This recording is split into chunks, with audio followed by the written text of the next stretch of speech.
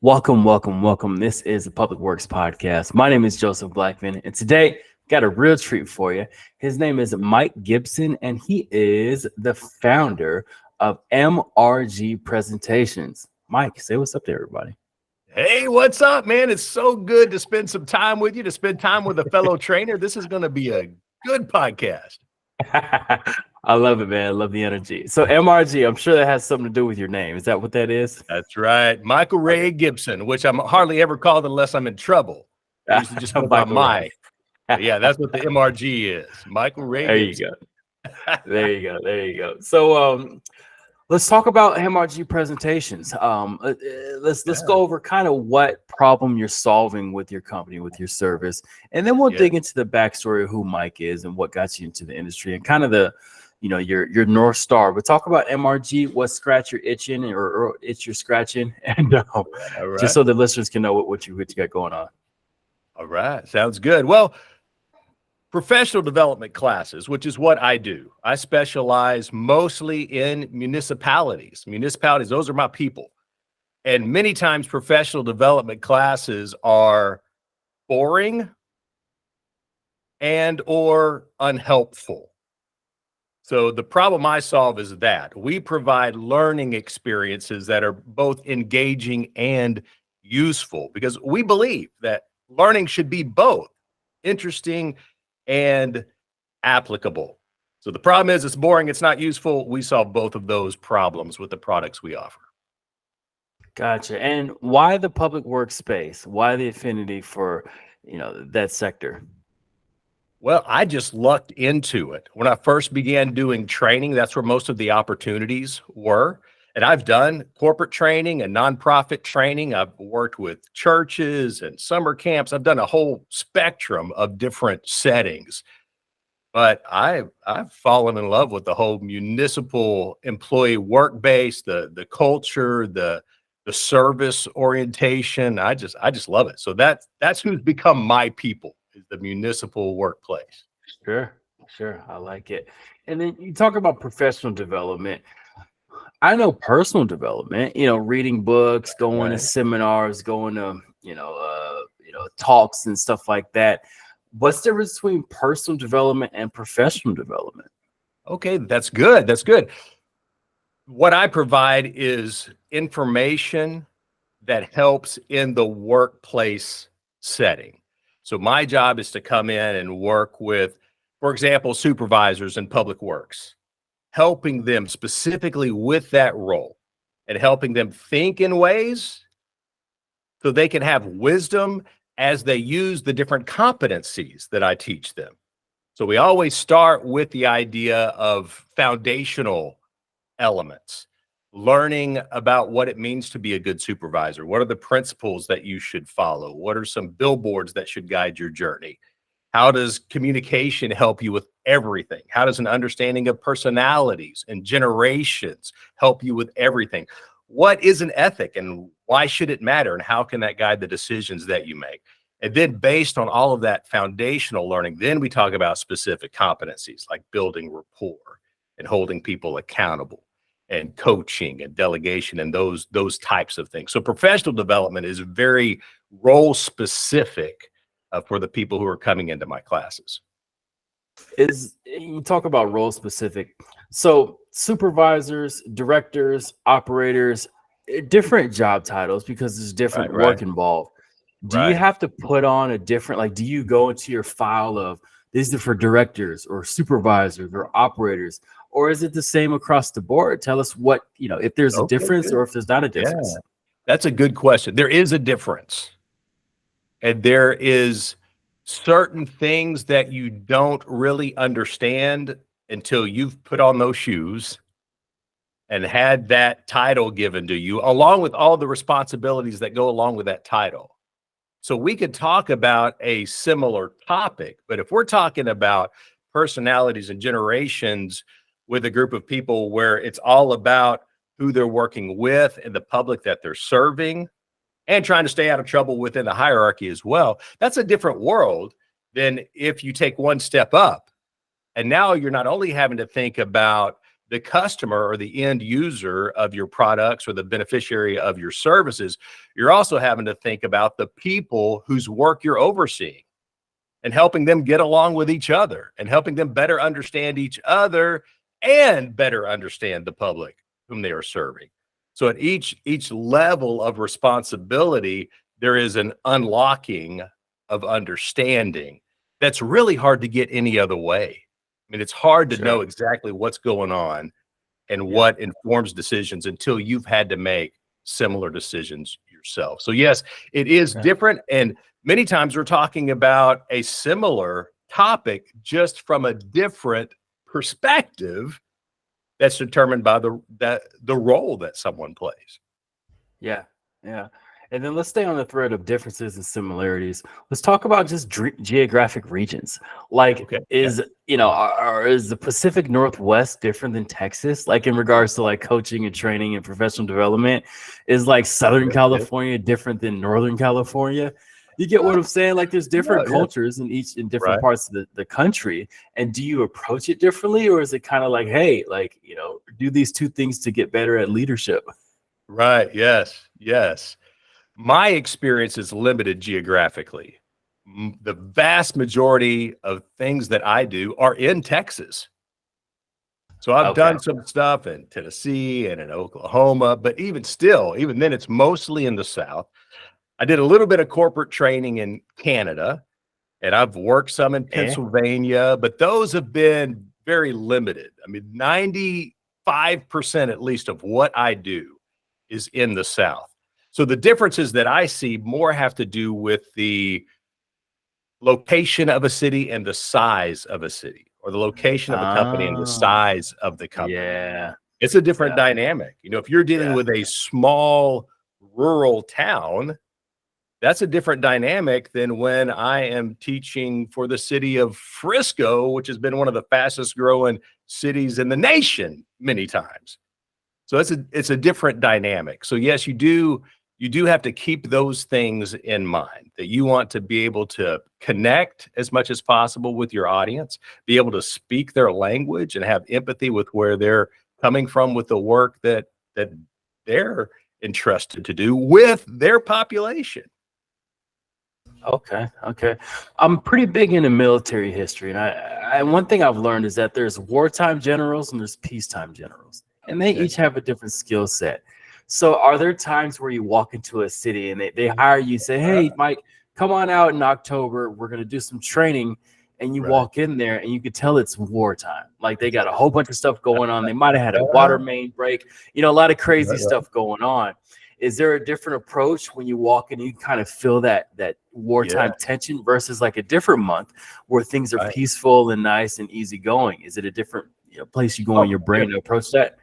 Oh, definitely, definitely. And sometimes there are situations where you go from peacetime to wartime in a series. The first part of the series was in this one Yeah. reality, and then the second part of the series is in a different reality. One time I was training for a big city, and it was during the whole upheaval around 2007, 2008. The economy wasn't doing well, and it had, it's a ripple effect with the economy. Sometimes it takes a little while to really hit the municipal world, but when it does, it's tough. So I was in the middle of a series, and this class had been very outgoing, very engaging. It was so much fun. And then I come in, and the vibe is totally different. It is so Oh, stressful. You can tell that things are just kind of simmering, that an explosion could happen pretty easily. And it's because there had been an enforced furlough the night before, and ouch. they were stressed. What are we Yeah, gonna do? yeah. It was understandable, but it's still so stressful. So then my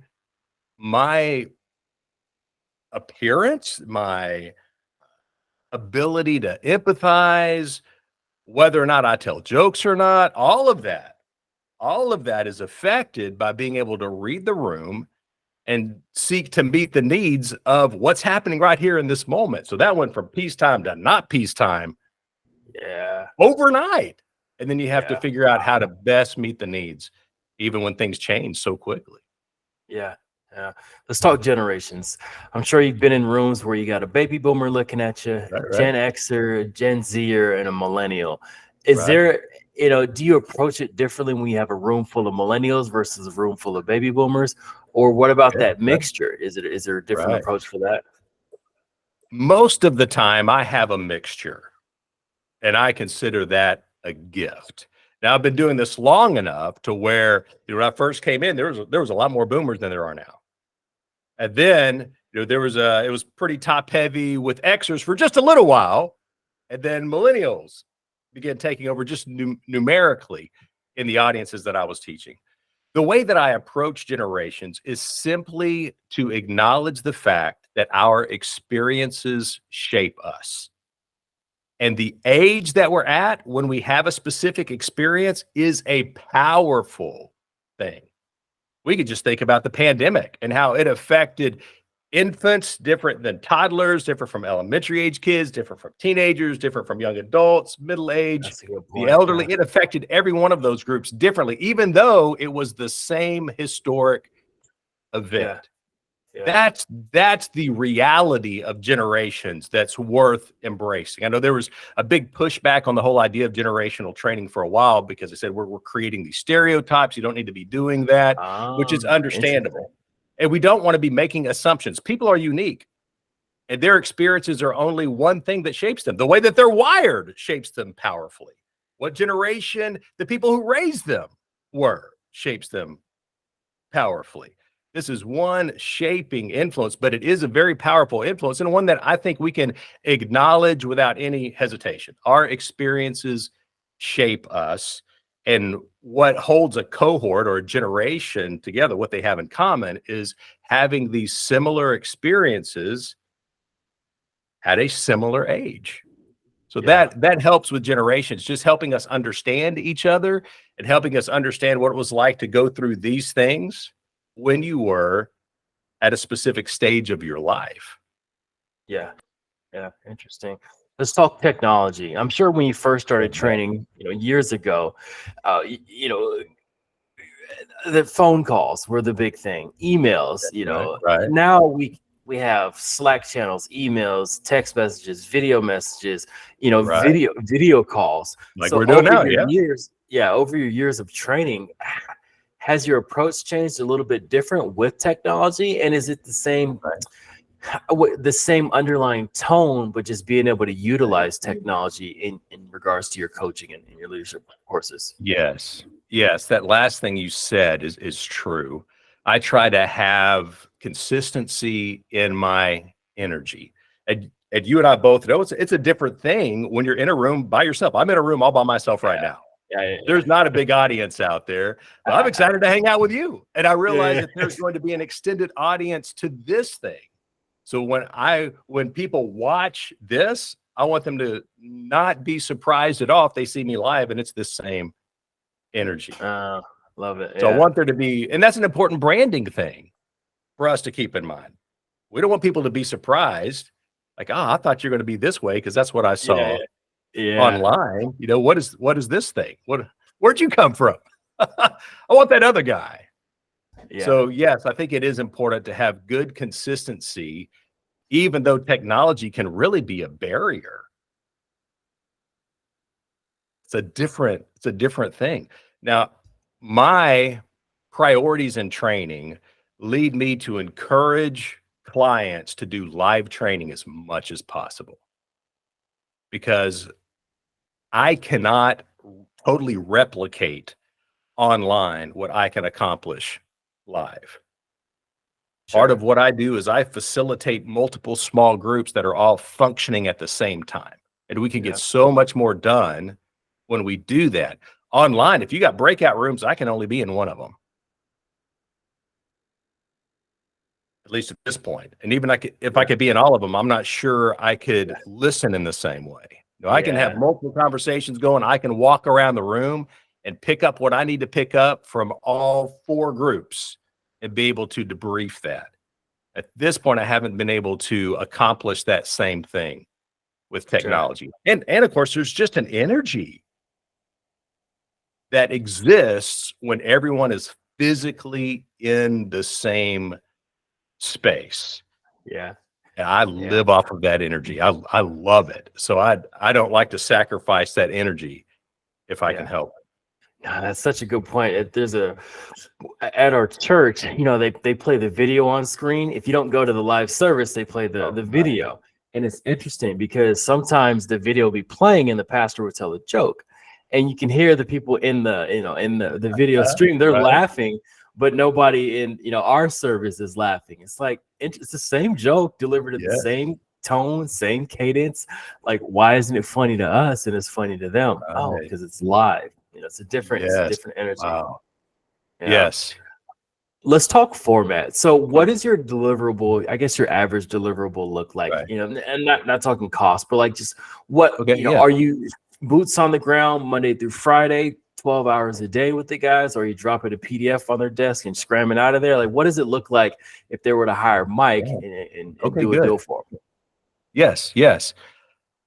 My primary product is a series of classes. And during the past year or two, the supervisory series has been by far the most popular. That's what keeps me running. And it is a 12-part series, and each part is a live 2-hour class. And the first half of it, those first 6 classes are those foundational elements I referred to earlier. The second 6 focus on specific competencies that are built on those foundational elements. So the big product is a 12-part series that's in these modules.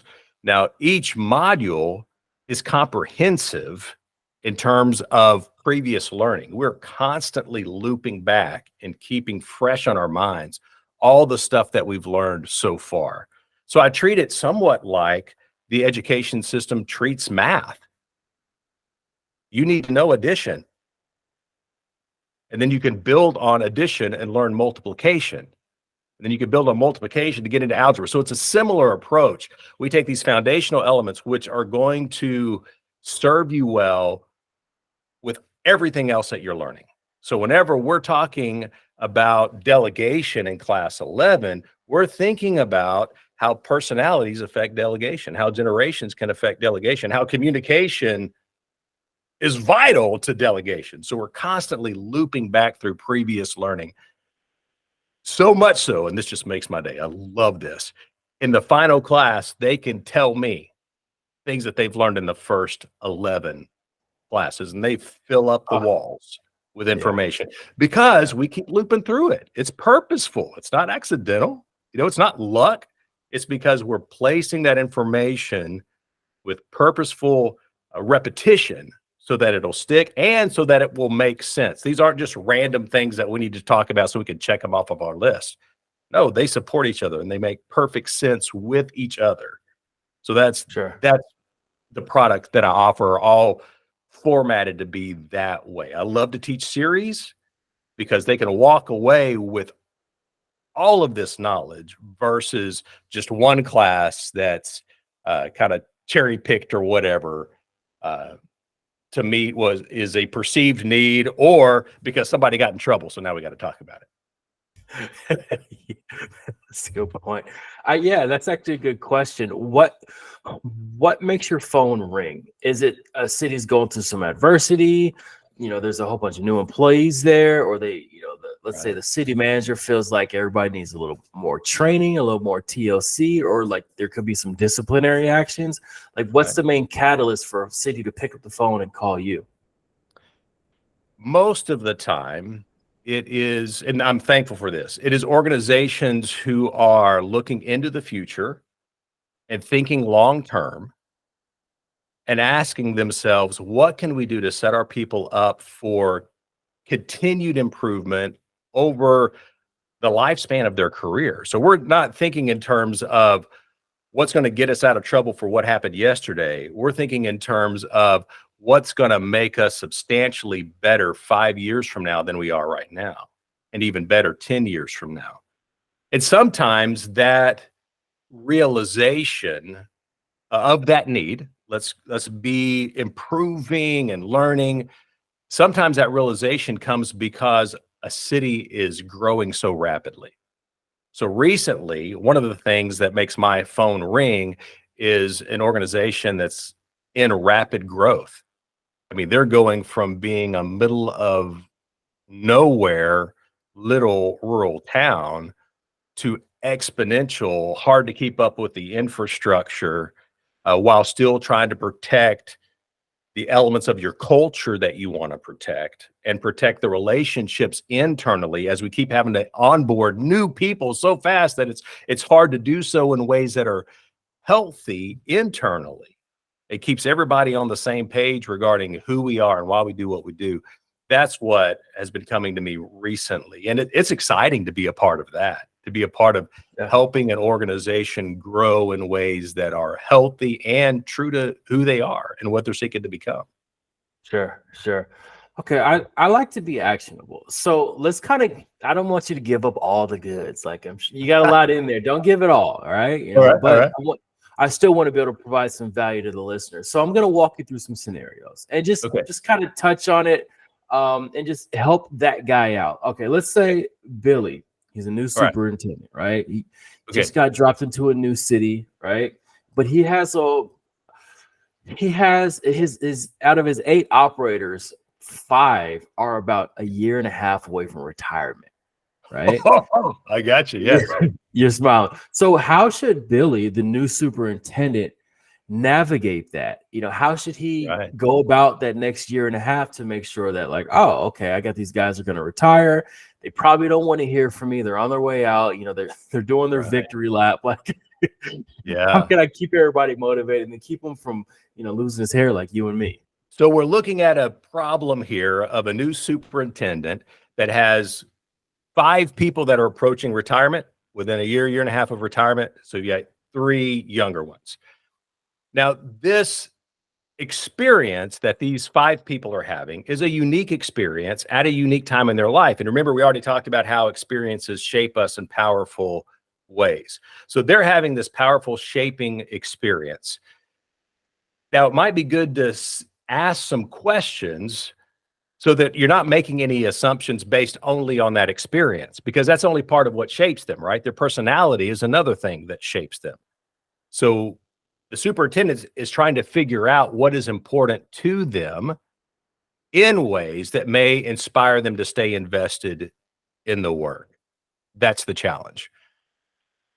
There's no better way to do that than to have good conversations beyond the surface level conversations. So it's important for the superintendent to get to know his or her people so they can understand the personality and the priorities and be able to layer that on to the understanding that's just obvious. They're approaching retirement, so they're all probably around a similar age.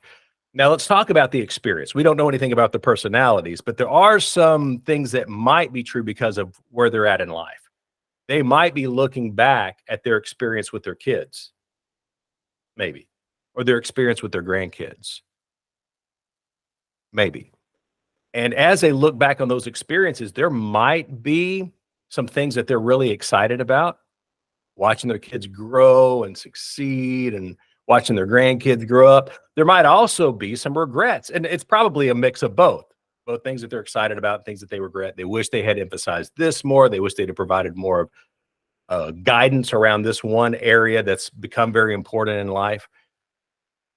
So there might be an opening to talk in terms of passing on to that younger generation of workers things that they have learned along the way. So if they're thinking in terms of legacy, that legacy might be what helps them stay invested all the way up to retirement instead of checking out early. So get to know your people and then be able to explore things that might reveal what they're passionate about in ways that could keep them invested. Love it. Thanks for that answer. All right, next scenario. Right. We got a public works director, right? In smaller town, let's say 20,000, right? Not a huge town, but a decent size. And he knows he's a feeder city. Feeder city, I'm sure you've seen this along your path. Right. They can get somebody hired, they train them, the guys leave, they go down the road for $1 more, right? Right. So Right. turnover after turnover, whether it's supervisors, operators, other directors, like it's just a Mm, feeder city. right. What's Yes. talk me through it? How should he handle that? That is so frustrating and in a way positive. So in Explain, my yeah. trainings, we'll talk about the difference between negative turnover and positive turnover. So negative turnover is when you got to let somebody go because they're just not doing their job. Or something happens, maybe it's outside of the work that they're doing for you. They're doing good work for you, but they do something else, say something else or do something else that you end up losing them. Negative turnover. Positive turnover is, well, first of all, retirement. Man, if you keep a good employee around for their entire career, that's awesome. That's what you want. And when you lose them to retirement, that's a cause for celebration that your leadership resulted in somebody wanting to spend their entire career functioning under your leadership. So that's positive turnover.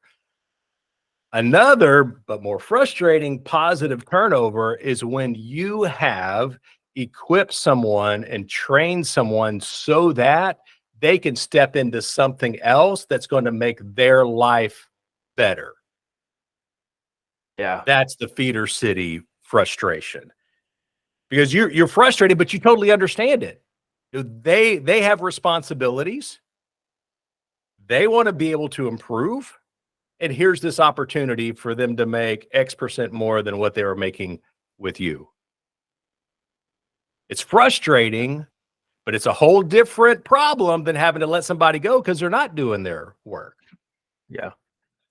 So a reframe of that frustration could be that you are functioning simply because of the size of your organization and the size of the organization surrounding you, that you're going to function as a feeder. It just goes with the territory. But you could see yourself as a launching pad. Yeah. And if you develop a reputation, and I know I'm talking ideally here, and I know it's frustrating. I'm not trying to downplay the frustration at all. But if you can see yourself as a launching pad, as a leader who helps people move up, whether it's within your organization or without, then what kind of people are you going to tend to attract? It's true. Maybe you'll be more Yeah. likely to attract people who want to move up, even if it means eventually they're moving out. Yeah. So some of that is just a different way of thinking about, well, what is a frustrating situation, because you're constantly having to train new people, realizing what's going to happen as they get that training. It's frustrating, but it might help us to think in terms of how we're benefiting the people who are able to learn and grow underneath our leadership. Okay. I like that. I like that. All right. Last one. Okay. This is more so peer to peer, just personality type Okay. stuff. We've seen this, whether you're, at soccer or at church, anything. I mean, when we deal Yeah. with people, we might find this one person. This person is a know-it-all. So we've seen this on the operator level. They don't want to try anything new. They know everything. You Right. can't tell them anything. The supervisors, you can't tell them anything. They don't want to innovate. They don't care about what news, hot product, or anything that can help them be more efficient. Even director level, you can't tell them anything. So how does one deal or navigate or not deal with a know-it-all? Right. Yes. And I think you started touching on one element that you have to keep in mind is the quality of the relationship. So you're in somewhat of a right versus right dilemma at times, where you want to keep a healthy relationship where you get along with people, but you also want to not just get stuff done, but figure out how to get increasing amounts of stuff done. So the relationship versus responsibility, right versus right dilemmas is what's at play here. And the dynamic of authority, peer to peer, there may be no authority to leverage there. Right. Yeah. So then you're having to figure out, so if I push somebody and then they're pushing back at me and I really don't have anywhere to go with that unless I'm reporting up, and then that's a whole other relational dynamic that you got to deal with if you do that. Whereas if you're a supervisor, then there is some hierarchy, there is some authority that can be put into place to push people more into learning more. So another thing to keep in mind, if you're in that place, and maybe even at a peer-to-peer level, it could be worthwhile to try to ask good questions in ways that aren't too pushy or too nosy to figure out where it's coming from. Why do they not want to try something new? And there's different reasons, but one of them might be a paralyzing fear of failure. If I try this and I fail, does that mean I'm a failure? Or if I try this and I can't do it, well, then do I lose some job security? If that's the case, you might be able to offset some of that. So on a peer-to-peer level, you may have someone who's been around for 20 years. They know the supervisor. They know it's a safe place to learn and fail, because failure goes along with learning. There's a safe place to do that, so they can encourage them, no, that's not what's going to happen here, and maybe tell their own story. I remember when I had to learn how to do this and it was difficult. A supervisor, if they're humble enough to do the same thing, I remember when I was in your shoes and I struggled with this and it took me months to kind of finally figure it out, but now I can do it without even thinking about it. But it took me years to get there. That can help alleviate that fear, if that's what the fear is. So figuring out what is the reason behind the hesitancy or the refusal, and that way, at least you know what you're trying is targeted in the right direction to help encourage somebody to stretch and grow and try something new. Sure. Thank you for that. All right. So I guess the next question I want to ask is, who is Mike Gibson? What? What a cool concept I learned coming into this industry. They talked about training the trainer. So I want to know, where did you get your information from? Not necessarily to justify why you can speak on this, but more so, how can one learn? How can a trainer learn to be able to train other people? So tell me where you get your information from, how you keep showing up better and better, and what's your personal and professional development regimen like? Yes. Well, if we go back in terms of a lifetime of experience that led me to where I'm at now, my entire adult career has involved leadership, teaching, and if not creating, then customizing existing bodies of content. So every time I was asked to teach something, I would look at the content and ask whether or not it was going to meet the needs of my audience. So there have been times when, before I started my own company, when I was working as a subcontractor for other companies, sometimes there would be tension because they would say, would you take this material and teach it here? And I would say, yes, if you'll let me fix it first. Because in its existing state, it's not going to meet the needs of the audience. But if you don't want to mess with it, if this content is somehow sacred or whatever rules you're having to play by for copyright or whatever it is, if for whatever reason I can't customize it to meet the needs, that's fine. Find somebody else. Because I don't want to do something that I don't believe can meet the needs. So that's been a common thread, and it has cost me business over the years, but I would make the same sacrifice again, that I want to do what's going to best meet the needs of the audience. Now, what has affected me most and shaped me the most along the way is two things. One is experience, because I've worked with churches, I've worked with schools, I've worked with nonprofits, I've worked with corporate training, municipal training, in different settings that allowed me to discover on my own what my best product is. And my best product is to teach in a way that is a facilitation of multiple large groups, where I'm guiding, multiple small groups. Let me say that again. My product is to provide settings in which I can facilitate multiple small groups and then debrief those 5 or 6 discussions and get the gold from all of them and allow that to guide the content. So there's certain things that need to be said.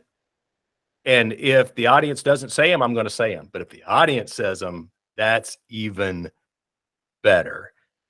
And I love to read. My morning ritual is to have a stack of books and a cup of coffee and start my day reading. So that allows me to continue to develop and learn and grow, and listening to podcasts. I enjoy doing that as well. Public Works podcast. There we go. That's right. And I do love that. I love listening to your podcast and hearing people tell stories. Yeah. Yeah. The stories are the best way. I mean, if a supervisor or superintendent could say, here's what happened to me and here's what we learned, perfect. The best. That's better than any iceberg story. You know, this is like the real thing that happened, taught us 100%. this. I love that. Yeah. Good stuff. Well, Mike, in closing, let everybody know where they can find more about you at, how they can get in contact with you, and then kind of if they want to do business with you, how to pursue that. All right. Good. If you go to LinkedIn and just look up Mike Gibson and look for this face, you know, the white beard, the bald head. I'm constantly kicking out content daily, 5 days a week. I'm kicking out content on there, let you see pictures from trainings that I'm doing, as well as things that I'm thinking about. There'll be clips from this video on there as well. So for that ongoing updates, LinkedIn. If you want to look at my catalog and see my philosophy and stuff like that, then you can go to mrgpresentations.com. That's mrgpresentations.com. Mike, well, this has been great, man. I could talk to 2 more hours with you, but we got to jump. Thanks for hopping on the show. Thanks for taking your time out to do this with me. And like the actionable part, I'm sure there's something in it, like you said, can pull out a nugget and apply it to their current situation. So thank you for doing that. To all the listeners out there, make sure you share this with somebody who you think needs to hear it. And Mike, any final words before we get out of here? Man, just learn and grow, and don't be afraid to try something new. Even if you fail, that failure will lead to eventual success. So keep on doing it. Keep going. Love it. Love it. Mike, thank you for hopping on the podcast. This has been the Public Works Podcast, and thank you, everybody, for tuning in.